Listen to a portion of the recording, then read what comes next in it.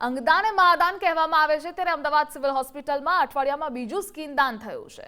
વિગતવાર વાત કરીએ તો ગુજરાત ફર્સ્ટ ચેનલમાં કામ કરતા સિનિયર કેમેરામેન હેમંત ગાયકવાડના સગા નાના ભાઈ નીતિન ગાયકવાડના મોત બાદ સ્કિન દાન શરૂ કરવામાં આવ્યું છે। નીતિન ગાયકવાડની વાત કરવામાં આવે તો તેઓ મૂળ મહારાષ્ટ્રના હતા અને અમદાવાદ ખાતે નરોડામાં રહેતા હતા। નીતિન ગાયકવાડ પણ ખાનગી ચેનલમાં કેમેરામેનનું કામ કરતા હતા, જેઓનું રોડ અકસ્માત થયો।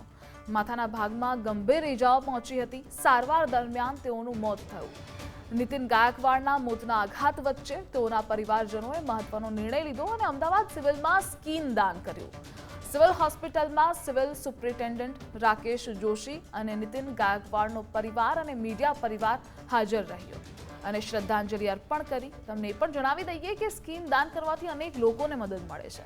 ગંભીર રીતે દાઝેલા વ્યક્તિઓને આ સ્કિન ખૂબ જ ઉપયોગી સાબિત થાય છે અને સ્કિન દાન કરી નીતિન ગાયકવાડના પરિવારે સમાજમાં ઉત્તમ ઉદાહરણ પૂરું પાડ્યું છે।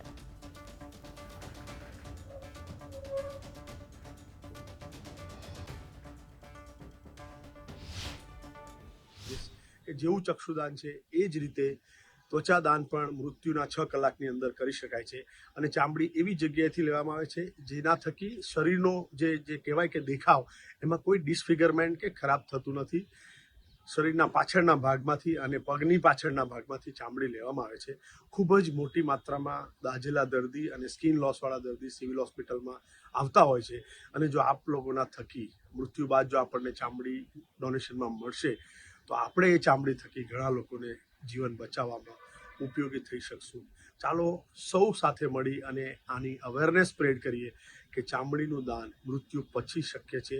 બ્રેન ડેડ વ્યક્તિ પણ સ્કિન ડોનેશન કરી શકે છે।